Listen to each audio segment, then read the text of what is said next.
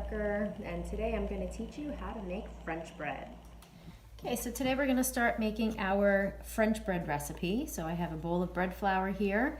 I also have some yeast with some sugar, which I want to start activating, as well as some water, and then we're also going to add some some salt and some olive oil. So we're going to start here by taking just a portion of our scaled water and adding it to our yeast and our sugar.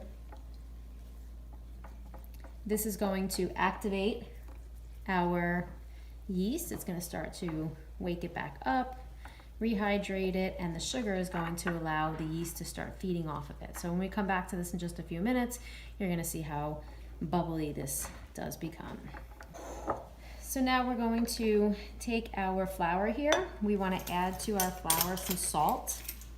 Salt, of course, is going to give us flavor to our recipe. So we're going to add our salt in. We're going to stir that in just to make sure that we distribute it evenly. And then we also want to add in some olive oil. Olive oil is going to give us some really great flavor. It's going to also help give us a nice tender dough. And we're just going to make a well in the center here so that we can add the rest of our water.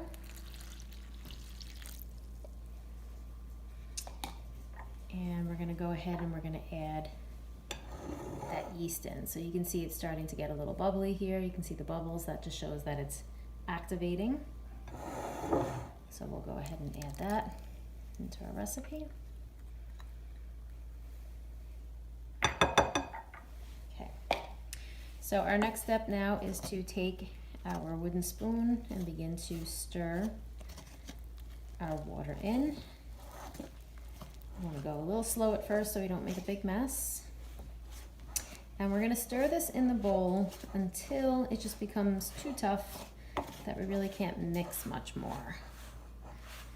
And what happens is the water absorbed the flour, and as we start to mix it, that toughness is being created because we are activating the protein strands in our bread, our gluten. So now that it's kind of really mixed the best that we can get it by hand, we're going to take this out onto our workbench or onto our table. Okay, and before we do that, we want to just take a little bit of flour onto the surface just to keep it from sticking. And then we can go ahead and pour it out. We're going to utilize this bowl after for putting our bread into rise. Okay, now the next step is to start to knead our dough. So we're gonna first bring this all together by just kind of squeezing it together and allowing the rest of that moisture to absorb the flour.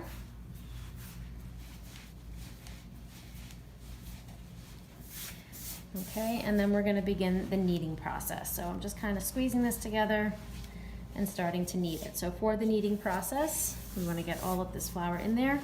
I'm a righty, so I'm going to use my right hand to fold the dough over and my left hand to push out with the palm. And I'm going to continue to do this for about 5 to 10 minutes until my dough becomes nice and smooth.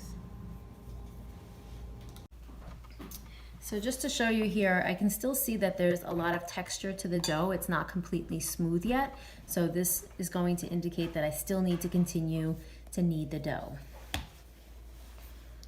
So the other thing that I'm going to do as I'm kneading, I'm actually going to pause the kneading for a moment. I'm going to invert a bowl on top, and I'm going to allow this to rest for 5 minutes. This process is called Autolyse. Autolyse process allows our gluten to relax and allows us to just take a break to let the dough relax so that we can mix it and it becomes much smoother. So I'm going to go back to mixing it now, to kneading it. And again, I'm going to continue that same motion. I'm folding it over with one and pushing out with the other. And what I'm doing is I'm basically aggressively agitating the dough and making sure that the gluten strands start to develop. Those gluten strands are what's going to give us our chew and the texture of our bread.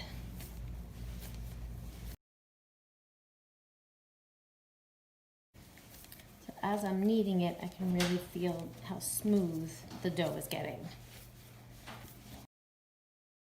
so when I feel that change in the texture and the smoothness, I'm gonna stop. I'm gonna look at the dough. I'm checking to see that it's nice and smooth on the outside. I'm pressing and I'm looking to see for it to bounce back up. When I see that texture, I know that it has gotten to the point where I can now allow it to rest and rise.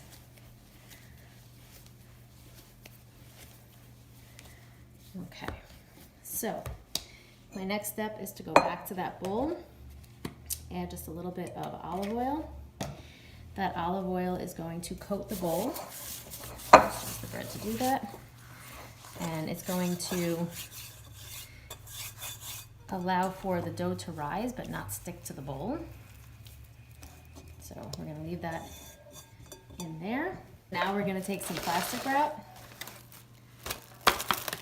and we're going to make sure that we securely cover our bowl. This way we keep all the air out so it won't dry our dough out. And we're gonna put this in a nice warm spot.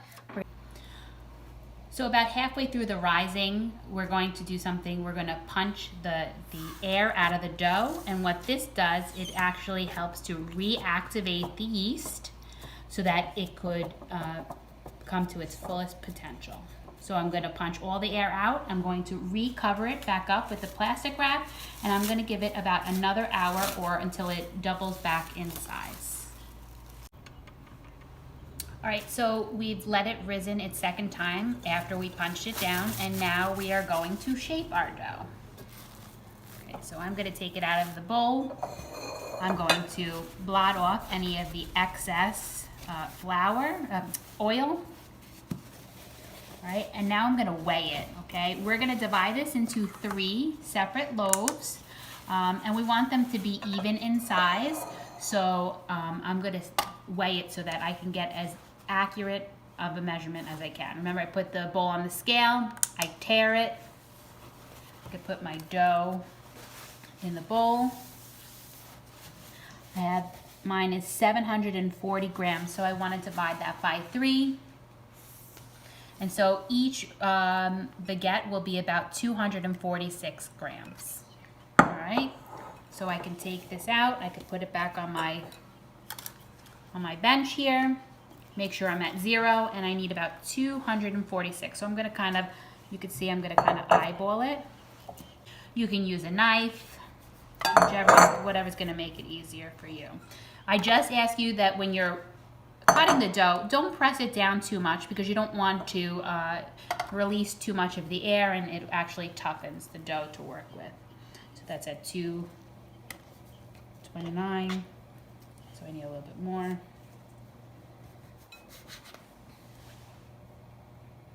Okay, that's 1. And I'm just gonna kind of press it into the top. So that's 1. I'm gonna cut the next one.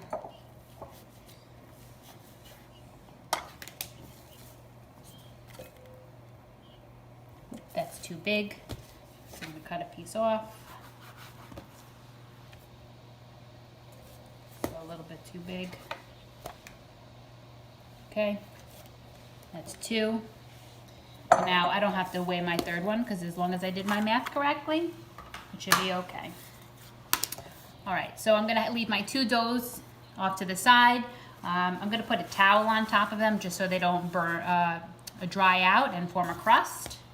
And this is how we shape a baguette. So once you start shaping it, you cannot go back and do it again. This is like a one-time deal. So please make sure that if you decide to do this at home, you're committing to making your baguette, and you cannot scrunch the dough back up and redo it. So I'm pressing this into a rectangle, okay?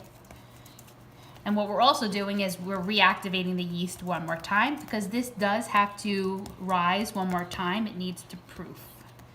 So I have a rectangle here. And now we need to make sure that this is a sealed baguette. So what you do is you start at the top and you bring this edge into the center. So I'm going to fold it right in, and I'm going to use my thumb to push down to really seal it, even on the ends. And then I like to pick it up and I turn it, and I'm going to take this end and I'm going to push it into the center. Okay, same thing.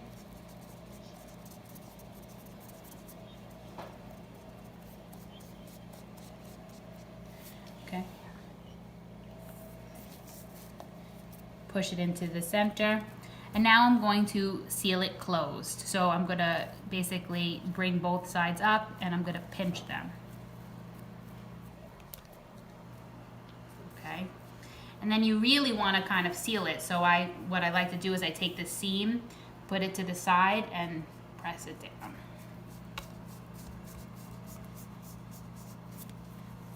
Okay, really just check to make sure it's done.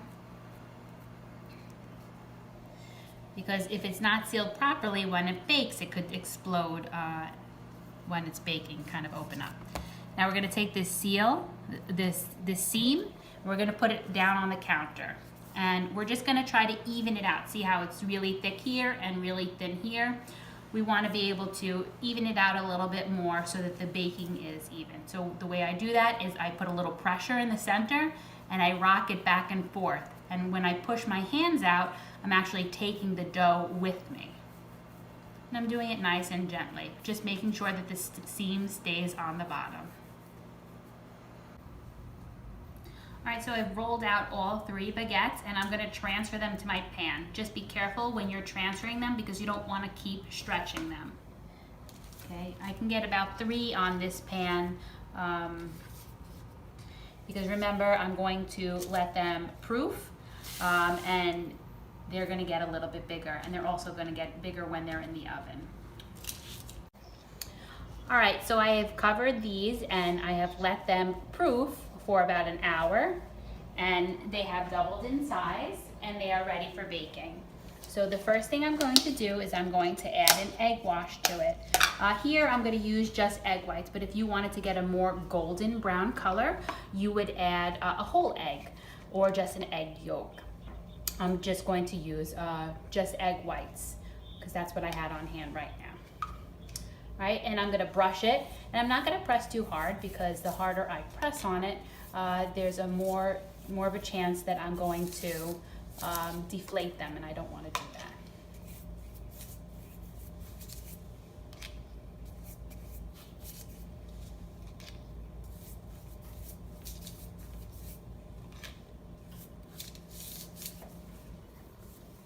Okay. The next thing I'm going to do is I'm going to score them. And the reason I'm scoring them is because I need a way for the steam to release so they get a nice crunchy crust. And then they don't expand too much and explode. So I'm just going to put some nice slits on an angle, and I'm going to try to go deep into it about 1/4 inch. You could do anywhere between 3 and 5. Just make sure that you're pressing into it. Your knife is really sharp because if it's not sharp and you're pressing too hard, you're going to deflate it. All right, so now I'm gonna go straight to the oven and I'm gonna bake them in the middle of the rack, 400 degrees for about 20 minutes. All right, so here we go. Our bread came out of the oven. It has a nice golden texture to the outside. When I turn it over and I tap on the bottom, it should have a hollow sound. It's actually very hot right now, so I can't pick it up. And we're looking for that nice golden brown, and we'll allow that to cool before we slice it. Always when you are slicing bread, you want to make sure you use a serrated knife.